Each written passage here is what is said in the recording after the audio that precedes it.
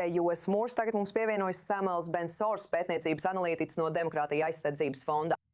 Samuels, šī Ķīnas pārvaldītā raktūra norāda, ka pieaugošā vardarbība var padarīt darbību neiespējamu jau mēnešu laikā. Bet vai šis ir tikai viens projekts, kas ir apdraudēts, vai arī tas ir brīdinājums, ka visa Ķīnas stratēģija Beludžistānā ir apdraudēta? Ko tieši mums vajadzētu domāt par šo ziņojumu?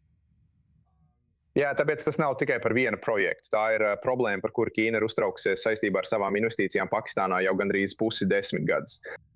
Arī šī gada sākumā Tarīki Taliban, jeb Pakistānas Taliban, uzbruka ķīniešu strādniekiem, kuri devās uz Dasu hidroelektrostāciju arī Pakistānā. Un Ķīna pauda bāžas, ka Pakistāna nepietiekami aizsargā ķīniešu strādniekus, kuri ierodas strādāt pie šiem jostas un ceļu iniciatīvas projektiem.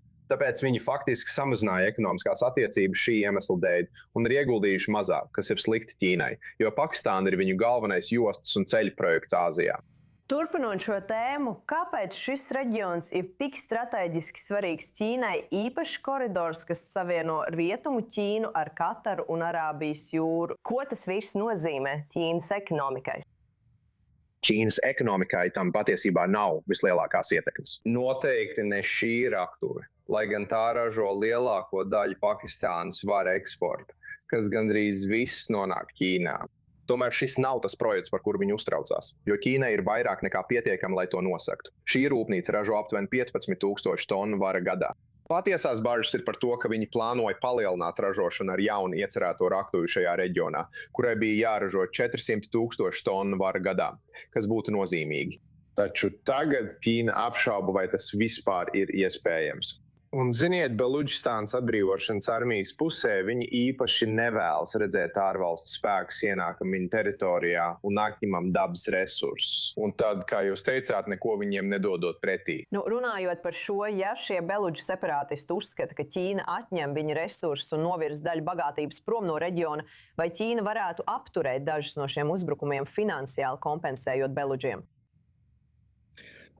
Es negribu radīt iespēju, ka Beludži ir, brīvības cīnītāji tradicionālajā izpratnē. Viņi ir ārvalstu teroristiska organizācija, kā to ir noteikušas ASV. Kā mēs esam mācījušies no savas pieredzes tuvajos austrumos, teroristu uzpirkšana parasti nestrādā. Ķīna noteikti ir mēģinājusi iepriekš veikt radikālākus soļus. Viņi vēlējās izvietot Ķīnas drošības spēkus Pakistānā, lai aizsargātu šos maršrutus, taču Islamabada tam atteicās. Un rezultātā, tas bija viens no iemesliem, kāpēc Ķīna teica, jūs šo neuzturat pietiekami nopietni, jūs neaizsargājat mūsu pilsoņus.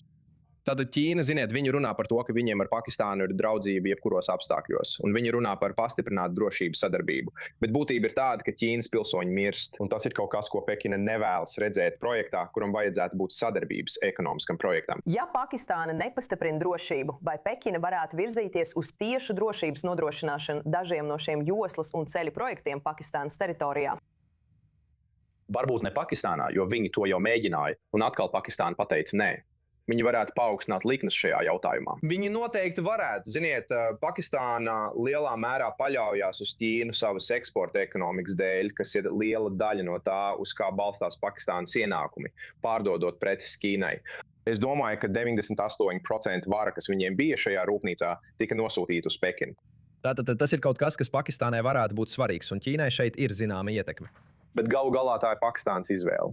Un tas viņiem būtu ļoti slikti, īpaši ņemot vērā, ka konflikti ar Indiju joprojām ir saspringti, īpaši ap Džamu un Kašmiru. Tas viņus nostādītu ļoti sliktā gaismā. Ja viņi nespēja nodrošināt savu robežu vai savu reģionu šeit, un viņiem ir jālūdz ķīniešiem nākt un būtībā aizsargāt viņu pašu teritoriju. Samuels Bensors, lielisks ieskats tajā, kas notiek ar Ķīnu, Pakistānu un Belučistānu. Liels paldies, ka bijāt kopā ar mums kanālā 24 News English. Paldies jums!